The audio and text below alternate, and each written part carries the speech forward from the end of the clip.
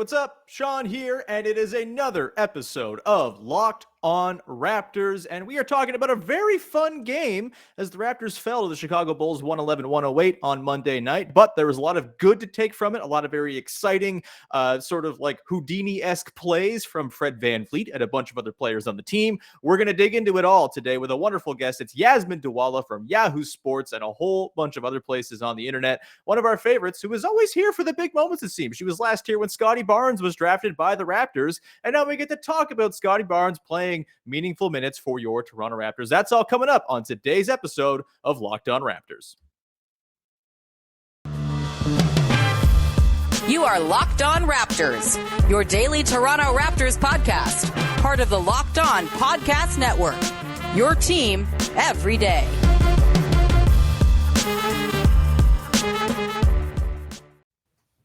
Hey, what's going on? Welcome to episode number 1043 of Locked on Raptors for Tuesday, October the 26th. It is Andrea Bargnani's birthday. It's also my birthday, but it's mostly Andrea Bargnani's birthday. On today's show, we have a lot to get to. As you see there, Yasmin Duale is here. Wonderful guest here on the podcast. Very happy to have you here, Yasmin. And we're going to talk about that game against the Bulls last night. Before we get to it, though, we'll just dig into a couple pieces of business. You can subscribe to, rate, review, follow the podcast on all your favorite podcast platforms, and on Twitter at Locked on Raptors. You can find me at Woodley Sean, of course, as well. And we are free on all those platforms, plus on YouTube. You can go subscribe on YouTube. It's much appreciated when you go ahead and do that. And thank you for making us your first listen of the day. As mentioned, Yasmin Duale from Yahoo Sports is here. Yasmin, how are you? It's lovely to see you. I'm well, thank you. This setup is fancy. Yeah, we've leveled up since last you were on the podcast. In fact, this might be the last day that I recorded in my living room without much of a setup either, as I have purchased a new desk and setup for my office, which will be much nicer to look at, I think, for those of you watching on the stream. Either way, Yasmin, we got a lot to get to from last night's game against the Bulls. It was a very fun game. It didn't seem like it was going to be fun when they were down 20 in the third quarter after just kind of laying an egg for the first 4 minutes of the third quarter. But then after a timeout, a quick 7-0 run, and the game was pretty close for the rest of regulation, all the way down to a missed Fred VanVleet 3 at the buzzer that would have tied it to send to OT. We're going to talk about Fred. We're going to talk about the defense the Raptors played in this game and how maybe it kind of worked against them getting turnovers, even though it kind of worked against that specific Bulls team. Also going to talk about Khem Birch versus Precious Achiuwa, and maybe is there a battle brewing for the starting center job? We will also hit on the Masai Ujiri stuff from yesterday too, because yesterday's episode dropped before that all came out. But first, Yasmin, we'll start with my big takeaway from the game. We'll get yours as well, but let's start with Fred VanVleet, who I think this game really kind of encapsulated the Fred VanVleet as a lead ball handler conundrum, because there's so much good that can happen with Fred VanVleet. And we saw late in this game some self-created buckets around the rim, like true wizardry in a couple cases where I don't know how he kept his dribble alive or scored through all the trees he was diving through, but he did. And they were the kind of buckets that you desperately need from your lead ball handler when the game is on the line like that. At the same time, this game maybe ends up in the Raptors' favor if their offense doesn't totally sputter out for long stretches, partly due to Fred VanVleet and his limitations as a lead ball handler. So let me ask you, Yasmin, what were your impressions of Fred VanVleet in this game? And did this give you any sort of inkling as to whether or not he's going to be cut out for the job of number one ball handler? Does it make you feel like he's overextended? What are you thinking about Fred after last night's performance where he put up 15 and a career high 17 assists? Yeah, it was the Fred VanVleet experience in like a nutshell. So if there is a game that I could refer someone to understand him as a player, it would be this one. But yeah, his passing was there. He was slipping a lot all game, so I'm not sure what was going on there. But yeah, I think one thing I could take away, my biggest takeaway from this performance from Fred was that he needs Pascal Siakam out there.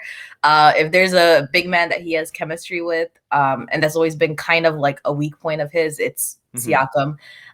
So I just think that I think it would solve so many of the problems we're seeing, it in the sense that it would take away lead ball handling duties from Fred. It would improve the transition scoring. It's like been a weak point this entire season, which is funny because that would be the bulk of the Raptors offense in past years. And, they happen to be missing one of the best transition scorers in the NBA. So that probably doesn't help. But so I think that we saw that this is a team that's kind of missing an important piece. But what made the game fun was that I think what has made the season fun this far, despite the losses, was that there's a different, I feel like, energy during the game. There's even when they were down 20 at one point, they don't fully give up. They try to make sure that they still have a fighting chance, even though they don't have like their closer on the floor, or they don't have that guy who can get them guaranteed offense during times where it gets sticky. Like, these teams go on really quick runs and they spend the rest of the game trying to dig themselves out of it. And they're probably not going to be in a situation to win games going forward unless they are at a comfortable lead heading into the fourth. So I think that's been my takeaway, that I haven't seen anything too worrying, and a lot of the issues that they have can be solved by just having their lead player. Yeah, it's easy to forget that they're missing their best player. And as much as OG Anunoby has looked the part the last couple of games, I think the times that he's looked the part has been when he's been, having stuff created for him, when he's cutting aggressively and getting hit on the cuts, when he's, just kind of being used as the trailer or a catch and shoot 3-point shooting guy. That's where he's really found his buckets the last couple of games here. And you can't escape the overwhelming need for Pascal Siakam on this team right now. And I think it's impressive the way they've kind of battled without him. I think their half-court offense looked a little bit better last night. The results weren't there, but I feel like they're running their stuff exceptionally hard. They're getting into it quickly. You're seeing really well-timed cuts. You're seeing 3-4 guys move all in sync. And that's really nice. They need to turn that into results eventually. And it seems far too often it ends with like a missed lob to Precious Achiuwa, who feels like he's like 1 inch too short to be a true lob threat. It's just like those fingertips just can't quite get there. But, I think that will also come with time. And Fred will learn that his fellow short king needs the ball a little bit lower on those lob attempts and whatnot. So I think, the signs are there. I think the way Fred played last night, shows that he can be a capable lead ball handler in a pinch to get you by. But certainly the more sort of pronounced moments, I think the first quarter, for example, there were like 4, 5, 6 possessions in a row where it just sputtered out. Fred slips, like you mentioned, on the baseline on one possession and, kind of undercuts a good 15 to 18 seconds of putting the Bulls in the meat grinder, all to just kind of lose it at the end. And so, that'll all come along. I think they'll refine the half-court offense a little bit more, and they'll kind of get more used to their sets and running them and all that. But yeah, Pascal Siakam is going to make a huge difference. He's going to give, like you said, Fred that sort of screening big man that he can work off of as well, which he has not had really so far. Although we will get to Khem Birch later in the show, because Khem Birch was quite impressive in this game. And maybe he's making a bid to be that pairing with Fred VanVleet in the starting five. Either way, Yasmin, any other sort of quick takeaways from this one, sort of things that you're thinking about now that we're about 12 hours removed from that heartbreaking almost buzzer beater? Gary Trent has looked great. Gary Trent Jr. has looked great the last couple of games. He's doing exactly what you want from him, which is creating space and hitting his jump shots, which is like, it's his bread and butter with his game. He's not going to be like an amazing finisher, at least not yet. So if he's doing what he is known for right now, I think as we saw, it just kind of opens up the floor a little more. So, the Raptors really need a capable wing that can just, create that space, usually for themselves. That's what I've been impressed by. Like, he's not really, he'll do the catch and shoots, but he'll also, create space and hit that jumper as well in the mid range. So that's been great to see the last couple of games from him. Yeah, Gary Trent's been awesome in that starting five, and it was nice to see the shooting come around a little bit last night. He finishes up the game with 18 points, 4 of 9 from deep.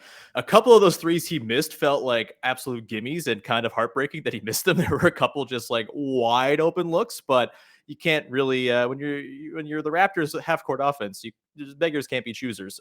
You just got to take the ones he's going to hit. But either way, I think he's looked really good, and it's obviously a very small sample. But the most used lineup for the Raptors this season is that new starting five with Trent in there, OG, Fred, Achiuwa, and Barnes as well. 64 minutes played over the last 3 games, a plus 22.9 net rating in those minutes. By far the most used lineup on the team, and still 64 minutes is by no means a useful sample, but pretty encouraging early returns on that lineup. And it's going to make for some interesting questions whenever Pascal comes back. Do they go super big, keep Scotty Barnes in there, move Trent out? Do they move Barnes to the bench to allow him to kind of stabilize the second unit? Or do they move out Precious and go small? I think you could make an argument that maybe each night it should be a different thing. But Gary Trent Jr., I think, very clearly has found a home in the starting five. And that leaves, I think, one starting spot until Pascal returns up for debate, and that is the center position. We are going to get to that later on in the podcast. But I also, in a second here, want to talk about how the Raptors play defense in this game and the way that they kind of changed up their coverages, didn't really play that super hyper aggressive trapping the ball over the place defense that they love to play. And we will get into how that manifested itself on the floor and the good and the bad of that in just one second here. But first, I want to tell you about our friends over at DirecTV Stream, who are making it super easy for you to watch all of the TV you want. And they're going to get your TV together. You don't have to juggle remotes anymore. No more, all right, well, this thing's on this app, and then this thing's on this app, and then this thing's on this app that I don't even have. I have to get the password from somebody else. It's a nightmare. But DirecTV Stream brings all your live TV and on-demand favorites together like never before, so you can watch your favorite sports, movies, and shows all in one place. That means no more juggling remotes and no need to buy another device ever again. And the best part is there's no annual contract. That means no more juggling remotes. And, again, you get rid of the clutter. There's no contract. You're not locked in, and there's no confusion. You can get your TV together with DirecTV Stream right now. You can learn more at directtv.com. That's directtv.com. Compatible device required. Content varies by package. And again, this is only available to our wonderful listeners and viewers down in the United States of America. All right, continuing on here on Locked On Raptors with Yasmin Duale of Yahoo Sports Canada and a whole bunch of other places on the internet. You're kicking ass, Yasmin. We love to see it. Dishes and dimes as well. It's beautiful. Let's continue on here, shall we? I want to talk about the Raptors defense last night, Yasmin, because they, I think, played a smart game plan against the Bulls. The Bulls have a lot of ball handlers. There's not really one guy you can load up on. And there's a lot of guys who can hurt you if you do load up on somebody. If you load up on DeMar DeRozan, Zach LaVine's probably getting a wide open look somewhere. If you load up on Lonzo Ball, I don't know why you would do that, because DeMar DeRozan and Zach LaVine are out there. You got Nick Vucevic as the outlet for all these guys to go to as well. Pat Williams can even do a little bit with the ball in his hands. And so it's a tricky team to guard. And I think, honestly, my biggest takeaway from this game overall is that I want to see the Bulls and Raptors play more, because they're absolutely as far apart that you could get in terms of the way the teams are constructed. And I think that made for a really compelling, game matchup wise. But on the defensive side of things, Yasmin, we saw the Raptors switch a ton in this game. They switched quite a bit the last couple of games as well. They've kind of toned it down a little bit since that Wizards game last week, where they were super hyper aggressive all over the place. They switched a ton in this game, and I think they did a pretty good job holding the Bulls to, 111 points. They didn't shoot super well in the second half. At the very least, they ended up shooting overall for the game 48%, but the second half, they only managed just 50 points. And, for that Bulls offense, that's not a bad number to hold them to. But at the same time, with that switching, taking advantage of the long guys they have and that everyone can kind of defend everybody on that Bulls team, they ended up not forcing any turnovers. I think they had 4 turnovers at one point with like 3 minutes left in the third quarter. 4 turnovers forced, that was. They gave up 14 turnovers themselves because their half-court offense was all over the place. And it was kind of like a feedback loop where they weren't getting stopped, or they weren't getting turnovers because they were switching so much. The Bulls were, scoring, with pretty routine frequency in the first half at least. And then the Raptors' own offense was playing so rough that the Bulls were getting into transition and all this stuff too. There was never really any sort of flow to the way the Raptors were turning their defense into offense in this game. And I think that's because they were switching so heavily. What did you think of the decision to do that? I think we saw later in the game a little bit more sort of opportunistic aggression where they would switch, but late in a possession, Fred VanVleet would come flying over from the other side of the floor to blow up something at the nail. They would throw, doubles on Vooch in the post and stuff like that. But for the most part, it was a pretty straight up switching defense. What did you think of the way they deployed it? And did you think it was the right call against this Bulls team? Yeah, I think it was the right call for the duration of the game. I think the reason we saw it used throughout the game was that probably Nick Nurse wanted to see what his personnel was capable of. I think that what has been impressive is Khem Birch's ability to switch too and kind of keep up with those. I haven't seen him burn too often when caught up in those 1-5 and pick and rolls or 2-5 pick and rolls. So seeing him hold his own against smaller, quicker players has been really good to see. Obviously, he's still a big man, but his footwork and his discipline has been really good to see.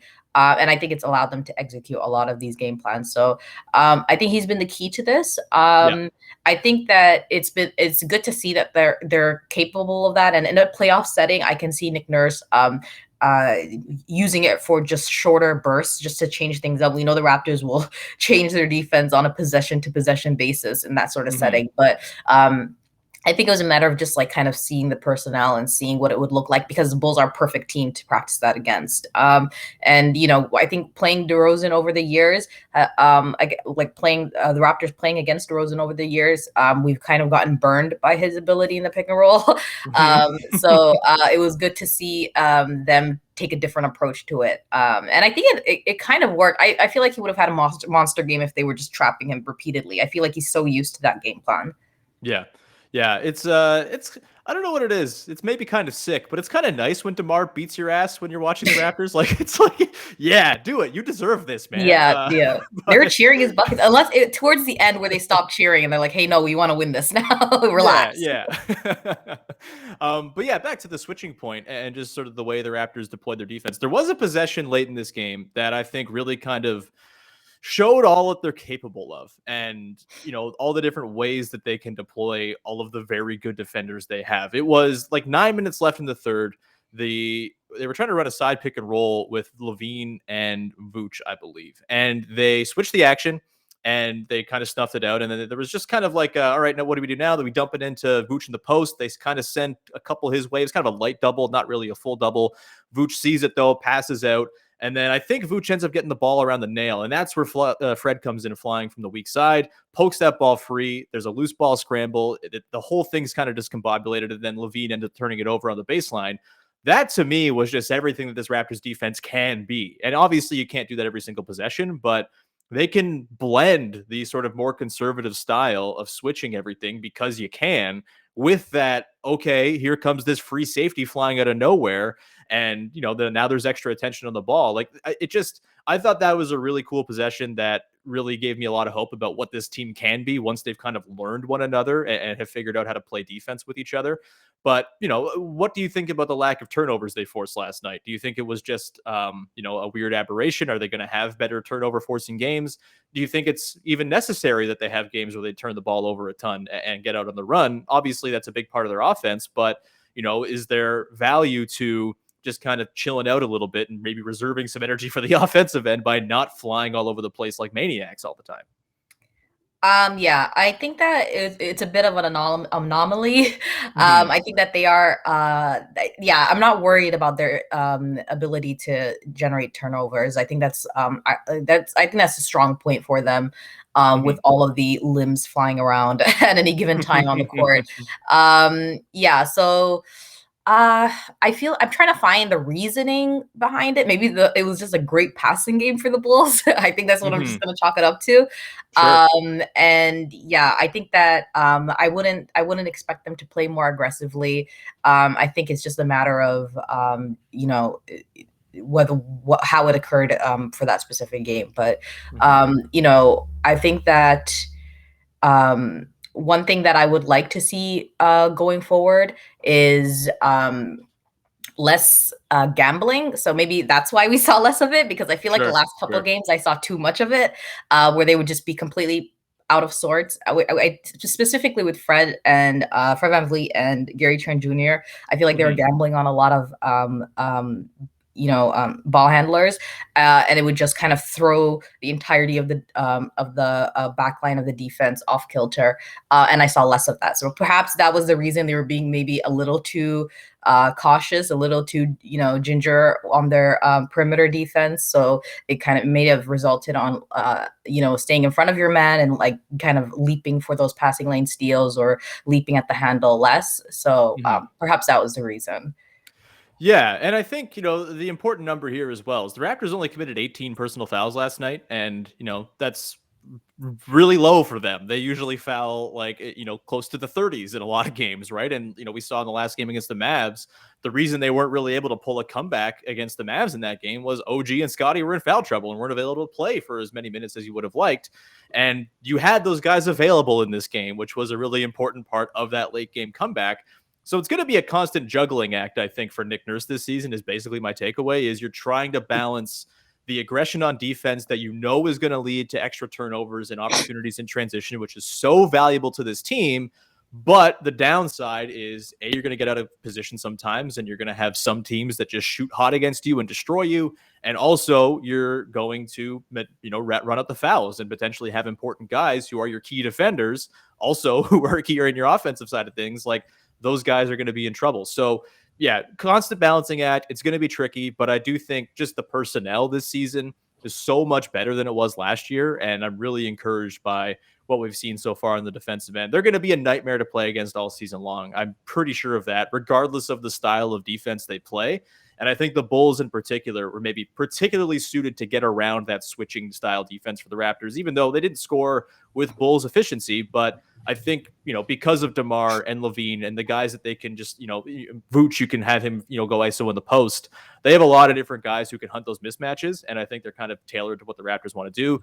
Again, wonderful matchup. I want to see this as a play-in. I want to see this as a 3-6 or something like that, if we can possibly see that in the postseason. Super weird teams that are built basically as polar opposites, and that led to a very, very fun game.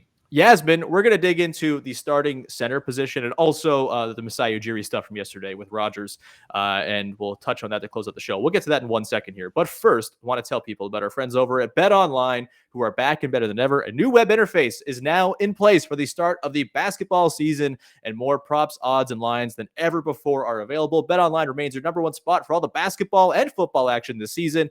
Head to our new updated desktop or mobile site and sign up today and receive a 50% welcome bonus on your first deposit. Just use the promo code LOCKEDON, all one word, to get that bonus. So you put in $100, you get $150 to play with. That easy. It's great. From basketball, football, baseball, postseason, NHL, boxing, and the UFC, right to your favorite Vegas casino games. Don't wait and take advantage of all the amazing offers available for the 2021 season. BetOnline is the fastest and easiest way to bet on all your favorite sports. BetOnline is where the game starts. And today's show is brought to you by our pals over at rockauto.com, who are saving you money at the mechanic.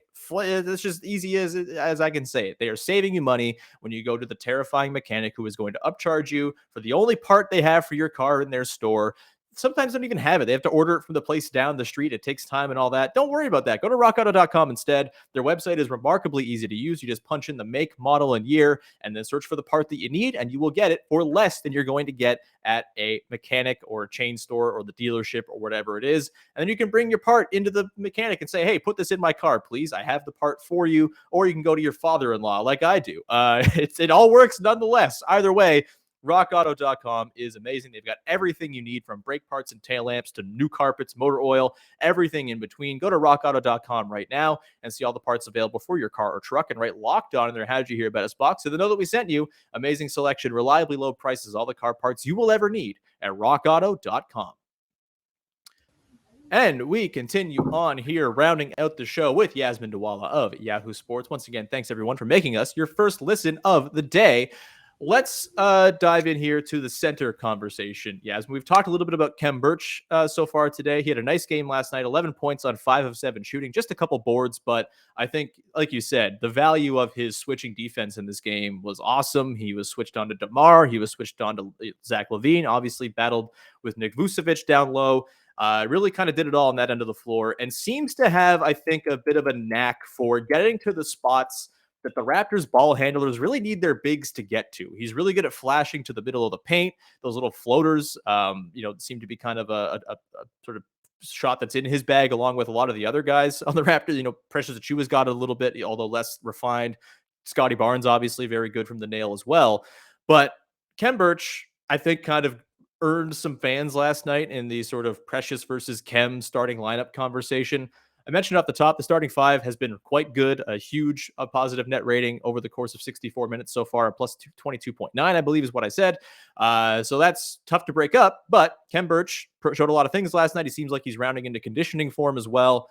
Should Khem Birch replace Precious Achiuwa in the starting five to give a bit more of a stable, steady, reliable center to work off of Fred VanVleet and the rest of the Raptors ball handlers? I don't think I'm like there yet to have sure.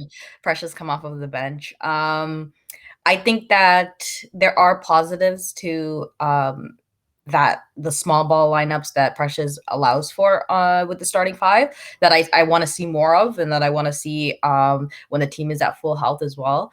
But also, I think it's a matter of a couple of things. Like, I think that it'll be good for his development ultimately. I think that Fred needs to learn anyways how to build that chemistry with Precious and how to, get those alley-oops right. And I think that a lot of the issues that I've seen thus far, I don't know if I can I don't think I can chalk it up only to Precious. I think that they can execute the pick and rolls better with him. I think that they need to create better space when he's rolling, and he needs to also roll more aggressively, because I think a lot of the issues that I'm seeing right now are very fixable. I don't see anything too worrying with him in the starting lineup. And also I think that having him come off of the bench, possibly alongside Boucher. I don't know if I like that.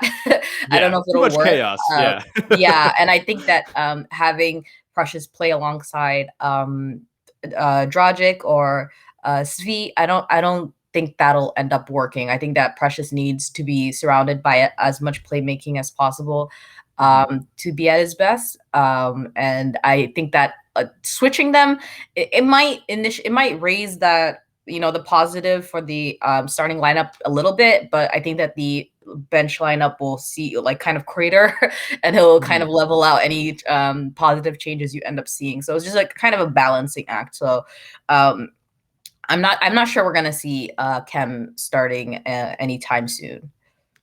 Yeah, I think I could much more get on board with the idea of Khem finishing games, and if he's the more reliable option that night. I thought he should have finished last night, honestly. I know Precious came in for the final few minutes after Khem's really good stint from the third into the start of the fourth.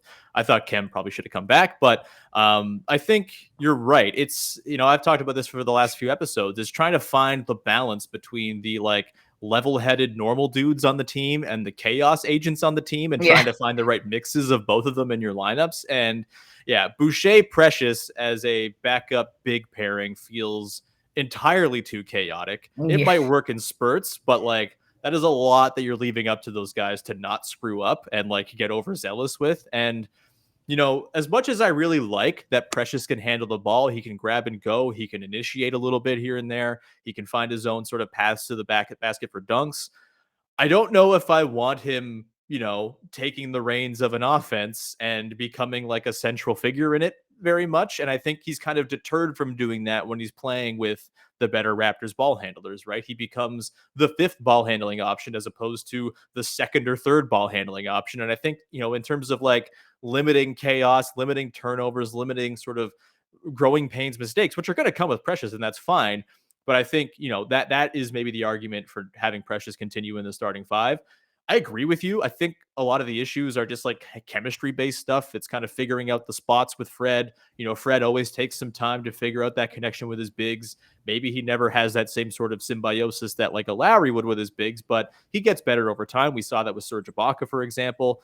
Didn't see it with Aaron Baines, but I don't think that was Fred's fault. And he's had some chemistry with Khem Birch as well. So I think it will come with Precious, and I do like that he's just kind of out there flying around, makes that starting five super switchable, which of course Khem Birch can do as well, but Precious alongside all of those long rangy dudes, it just kind of makes a lot of sense, I think. And again, it kind of deters him from being more sort of enterprising and trying to make some crazy ass plays that end with turnovers kicked out on the baseline. So that said, I can totally see the argument for Khem. He's steady, he's stable, he knows exactly where to stand, which is a highly valuable commodity, as it turns out in basketball, just kind of knowing where to be. And I like his touch around the basket. I think, him cleaning up around the bucket. I feel so much better when he gets an offensive rebound than I do when Precious does, because Precious loves to bring the ball down and have for some reason, a superfluous dribble, whereas Khem Birch just kind of will go back up with it and kind of keeps it high. But, those are things you can coach out of Precious Achiuwa as well, I would assume. So I'm cool with the stasis for now. When the starting lineup has to change when Pascal's back, talk to me then, and we can figure out, what the proper sort of collection of guys is to throw out. But for now, I think there's no reason to fix what ain't broke, because that starting five has been really effective so far in 3 games, admittedly, but that sample is going to get bigger every single game. And, the geometry and the spatial sort of setup of the floor with those guys does make quite a bit of sense. Yasmin, we should quickly wrap here and touch on the Masai Ujiri stuff from yesterday. I don't know how much we have to dive into it, just because it's, reporting on a thing that's already happened. And so there's not a lot to really dig into other than to laugh and be happy that the billionaire fail son at Rogers didn't, cause Masai Ujiri to leave.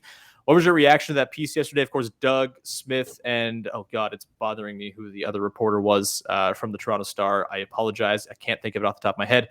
I will find it when you start talking, Yasmin. But the Star story about how Edward Rogers was the lone sort of holdout in the sort of cabal that runs MLSE.